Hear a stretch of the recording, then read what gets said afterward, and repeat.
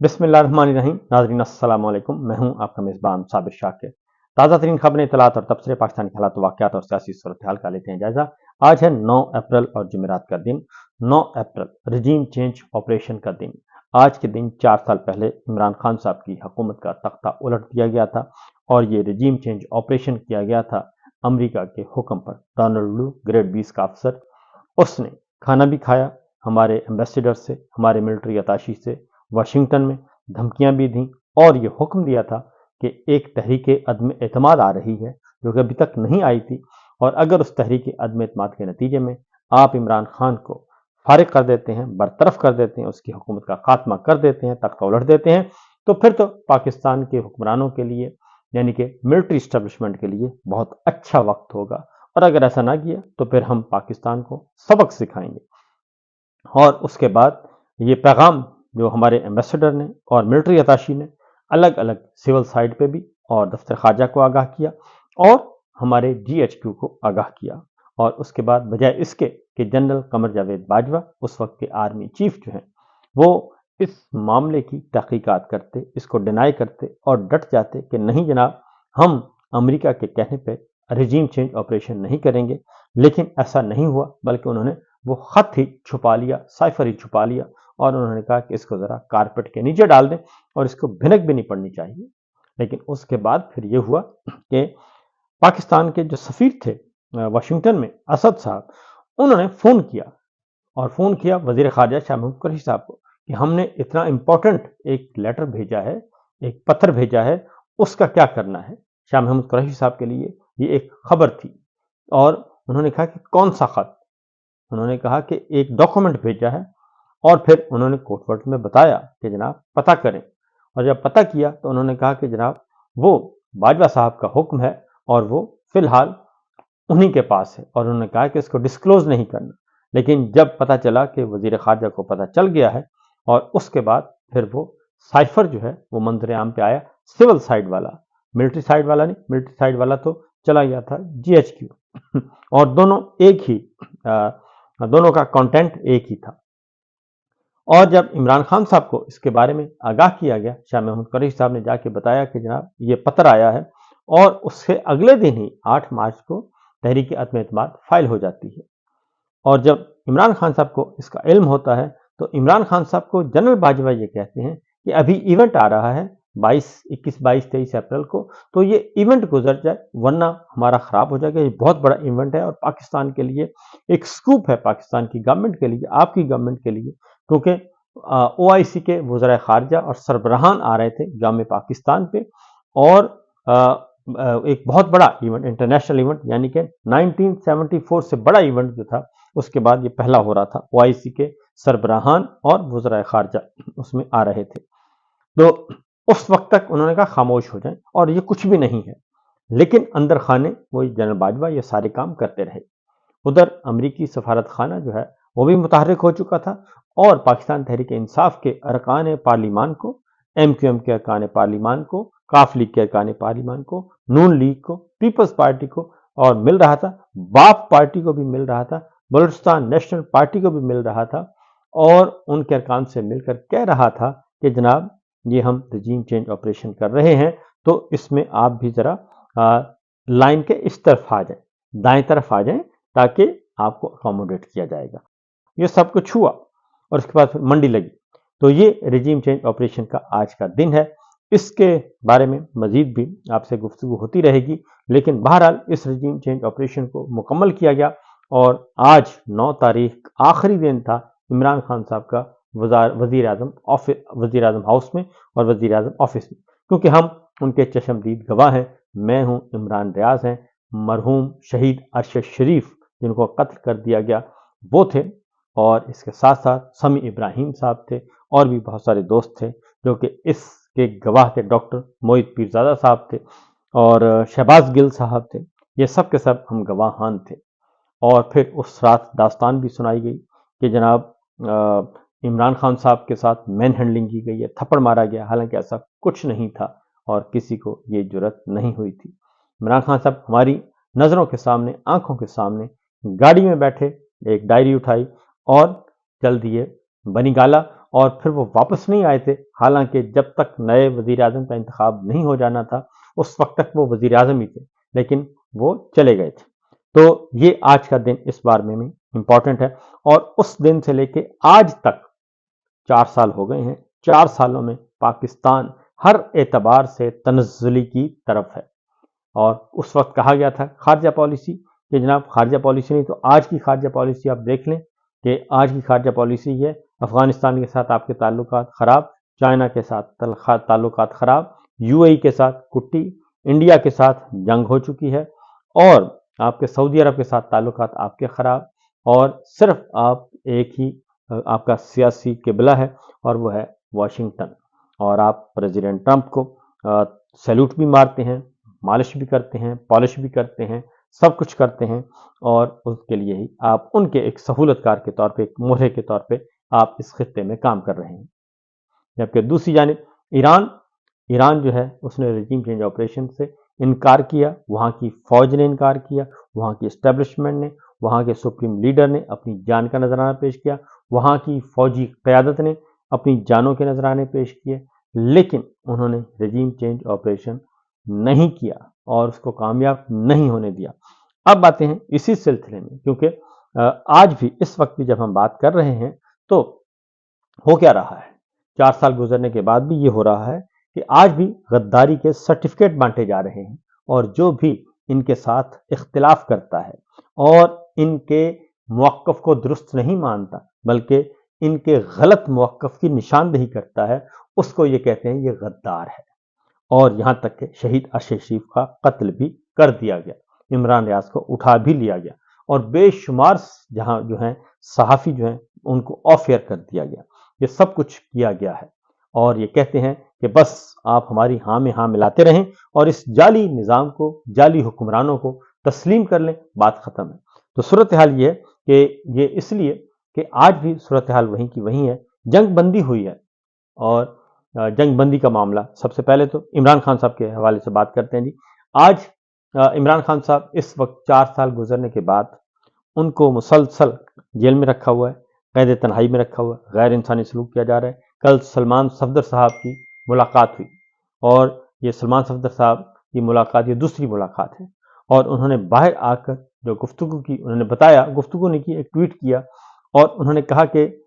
60 minute ان کی ملاقات ہوئی ہے، لیکن ان 60 منٹ کی ملاقات میں بشرا بی بی کو نہیں بلایا گیا اس میٹنگ میں، کیونکہ یہ اسلام آباد ہائی کورٹ کے حکم پر ہو رہی تھی۔ سلمان صفدر صاحب بشرا بی بی اور عمران خان کے وکیل تھے، انسٹرکشنز لینا تھیں، ہدایات لینا تھیں، اور ہدایات کے لیے سلمان صفدر صاحب گئے تھے۔ 60 منٹ کی ملاقات ہوئی، بشرا بی بی کو نہیں ملایا گیا۔ عمران خان صاحب کا حوصلہ بلند تھا، اور فٹ اور ان کے حوصلے بھی بلند تھے، اور جسمانی طور پر بھی وہ نظر آ رہے تھے، پر اعتماد تھے، یہ سلمان صاحب نے بتایا۔ لیکن ان کی آنکھ کی بیماری کا مسئلہ بدستور خراب ہے، تھوڑی سی بہتری ہے، لیکن آنکھوں کی بینائی ابھی تک واپس نہیں آئی۔ اور دوسرا یہ کہ ان کا جو ہے وہ کتابیں ان کو بند کر دی گئی ہیں، کتابیں نہیں دی جا رہی، ٹی وی نہیں دیا جا رہا، فیملی سے ملاقاتیں نہیں ہیں، اور پارٹی کے لوگوں سے ملاقاتیں نہیں ہیں، دوستوں سے ملاقاتیں نہیں ہیں، اور 24 گھنٹے میں صرف 1 گھنٹے کے لیے جو ہے وہ ان کی قیدیت، ان کو سیل سے نکالا جاتا ہے، بشرا بی بی کو بھی اور عمران خان صاحب کو صرف 1 گھنٹے کے لیے 24 گھنٹوں میں سے، یعنی کہ 23 گھنٹے ان کو قید تنہائی میں بند رکھا جاتا ہے اس کال کوٹھڑی میں۔ اور اس کے ساتھ ساتھ انہوں نے یہ بھی کہا کہ مجھے ابھی تک میڈیکل رپورٹس میرے ساتھ شیئر نہیں کی گئی، اور پھر یہ کہ انہوں نے یہ کہا ہے، پیغام بھیجا ہے کہ جو میرے ذاتی معالج ہیں ڈاکٹر عاصم اور ڈاکٹر فیصل سلطان کو بھیجا جائے، اور وہ مجھے آ کر چیک کریں، کیونکہ میں ان سے اپنا چیک اپ کروانا چاہتا ہوں۔ ابھی تک ان کو نہیں بھیجا جا رہا۔ یہ تو ہے ان کی صورتحال۔ اب آتے ہیں ذرا معاملہ دوسری طرف جو ہے، اس پہ ہوا یہ کہ سلمان صفدر صاحب نے آ کے ایک کام کیا، اور اس کے بعد یعنی کہ اس ملاقات کے نتیجے میں یہ ہوا کہ پاکستان تحریک انصاف نے اپنا جو جلسہ ہے آج ہونا تھا اس کو ملتوی کر دیا۔ حکومت نے اجازت نہیں دی، اور پاکستان تحریک انصاف نے جلسہ ملتوی کر دیا، اور یہ کہا گیا کہ عمران خان صاحب کے احکامات کی روشنی میں یہ سب کچھ کیا گیا ہے۔ اب اگلی جو بات ہے وہ یہ ہے کہ عمران خان صاحب کے جو بہن ہے نورین نیازی صاحبہ، انہوں نے ایک ٹویٹ کیا ہے. انہوں نے کہا کہ کل کا جلسہ یعنی کہ آج کا جلسہ عمران خان نے پی ٹی آئی نے عمران خان سے کینسل کروا دیا اور تاکہ حکومت کو ریلیف دیا جا سکے. اس سے پہلے بھی کئی مواقع پر حکومت کو ریلیف دیا گیا، مگر افسوس کی بات ہے کہ اس کے بدلے میں عمران خان صاحب کی صحت کے حوالے سے کوئی بھی ریلیف حاصل نہیں کیا گیا اور نہ ہی فیملی ملاقاتوں کے لیے کوئی مؤثر آواز اٹھائی گئی اور نہ ہی ان کی غیر قانونی قید تنہائی کے خاتمے کے لیے کوئی سنجیدہ اقدام کیا گیا. یہ عمران خان صاحب کی بہن کا ٹویٹ ہے. انہوں نے کہا کہ عمران خان کو جیل مینول کے مطابق بنیادی سہولیات بھی فراہم نہیں کی جا رہی. فیملی کا واحد اور واضح مطالبہ یہی ہے کہ عمران خان کا علاج فوری طور پر شفا انٹرنیشنل اسلام آباد میں ان کی فیملی اور ذاتی معالجین کی موجودگی میں کروایا جائے. اور ان کی آنکھ کی حالت تشویشناک ہے. نہ صرف یہ کہ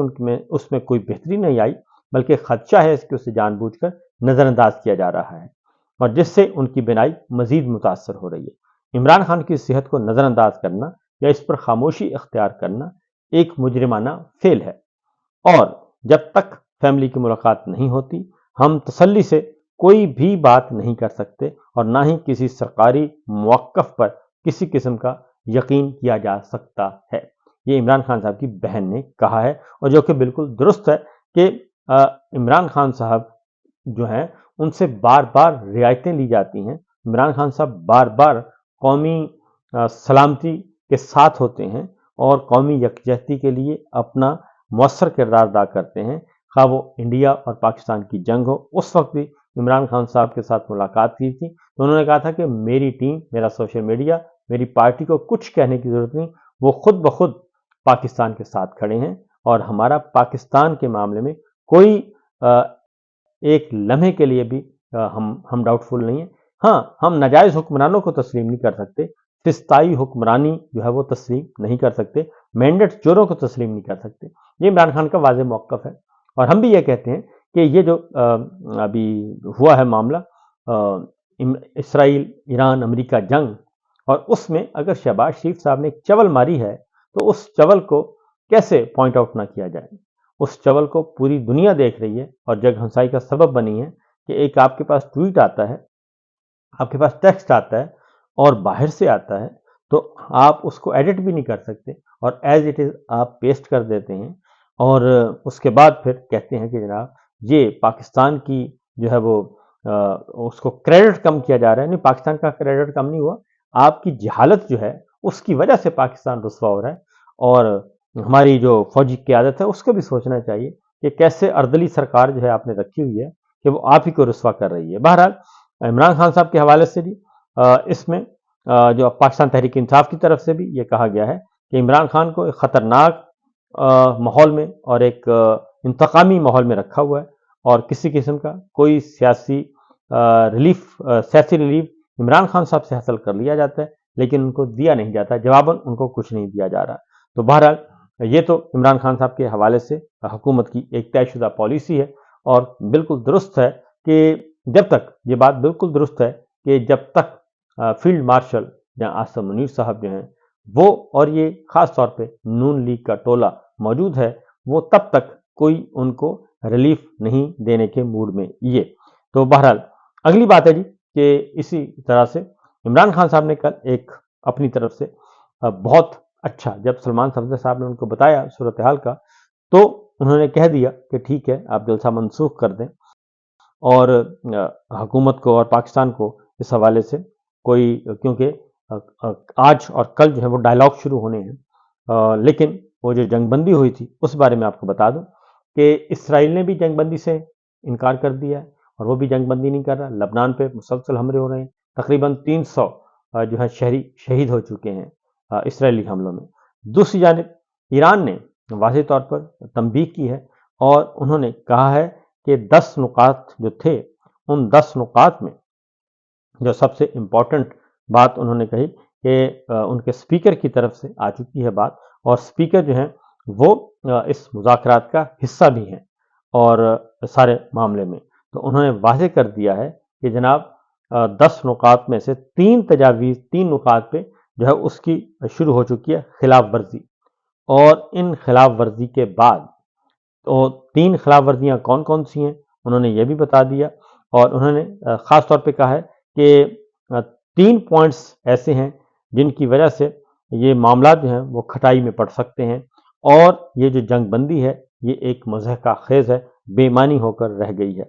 اس لیے ان 3 پابندیوں کا اگر جائزہ لیں تو اس میں نمبر 1 یہ ہے کہ لبنان، بنیادی بات تھی کہ لبنان پہ آپ کا جو حملے ہیں وہ بھی شامل تھے، کہ لبنان کی جو جنگ بندی ہے وہ بھی شامل تھی اس میں، لیکن جنگ بندی تو دور کی بات ہے، وہاں پہ حملے شروع ہو گئے ہیں، اور جب حملے شروع ہوئے تو ظاہر ہے اس کے بعد اسرائیل نے ایران نے بھی جو ہے وہ 3-4 جگہوں پہ حملے کیے ہیں، اور مزید یہ کہ یہ جنگ بندی خطرے میں پڑ سکتی ہے، بلکہ پڑی ہوئی ہے، اور یہ واضح طور پر تنبیہ کر دی گئی ہے۔ تو دیکھتے ہیں دوسرا یہ کہ آبنۂ ہرمز جو ہے وہ بند کر دی ہے دوبارہ ایران نے، اور یہ کہہ کر کہ جب تک معاملہ جو ہے وہ نہیں کھلتی، جب تک لبنان میں بھی جنگ بندی نہیں ہوتی اور اسرائیل حملے بند نہیں کرتا، تب تک یہ جنگ بندی بھی بے معنی ہے۔ اور اسرائیل کے ہی غزہ پہ ڈرون حملے میں الجزیرہ کے ایک اور صحافی جو ہیں وہ بھی شہید ہو گئے ہیں، اور اس طریقے سے یہ جو جنگ بندی کا معاملہ ہے بدستور خطرے میں ہے، اور وائٹ ہاؤس کی طرف سے بھی کہہ دیا گیا ہے، اور نائب صدر جے ڈی وینس نے بھی کہہ دیا ہے کہ وہ 10 نکات جو تھے اس کا ابھی تک وہ تو ایک سائڈ پہ رکھ دیے گئے ہیں، اب ہم نئی تجاویز پہ بات کر رہے ہیں، اور اس طریقے سے ابھی انہوں نے جو ہے وہ ابھی سیاہی بھی خشک نہیں ہوئی تھی، اور ابھی ہمارے حکمران جشن ہی منا رہے تھے کہ اس میں یہ معاملات آ گئے ہیں اور چیزیں دوبارہ سے خطرے میں ہیں، جنگ بندی خطرے میں ہے، جو کہ ایک افسوسناک بات ہے، اس میں کوئی خوشی والی بات نہیں ہے۔ جے ڈی وینس نے کہا کہ ایران کی پہلی 10 نکاتی تجاویز مسترد کرتے ہیں، اور نئی تجاویز پر ایران پاکستان سے بات چیت ہو رہی ہے، جبکہ دوسری جانب جے ڈی وینس نے یہ بھی کہا اور وائٹ ہاؤس نے بھی کہا کہ جنگ بندی کے سلسلے میں جو ایک امپورٹنٹ کردار ہے چینی صدر کا، ان کے کردار کی تعریف کی اور ان کو خراج تحسین پیش کیا گیا وائٹ ہاؤس کی طرف سے، اور اس کے ساتھ ساتھ اسرائیل میں بھی نیتن یاہو اور وہاں کی اپوزیشن جو ہے وہ آمنے سامنے ہے، اور وہاں بھی سبکی کا سامنا کرنا پڑ رہا ہے، اور وہاں پہ بھی اختلافات ہیں، اسرائیل میں بھی اختلافات ہیں، امریکہ میں بھی اختلافات ہیں، اور ایران جو ہے اس کو ان اختلافات کا فائدہ پہنچ رہا ہے، اور اس نے بھی جنگ بندی کے معاملے میں دوبارہ سے اپنے پوائنٹ رکھے ہیں، اور ان پہ بات چیت چل رہی ہے جی۔ تو فی الوقت اتنا ہی، انشاءاللہ باقی خبریں اگلے ولاگ میں۔ اجازت دیجیے، اللہ حافظ۔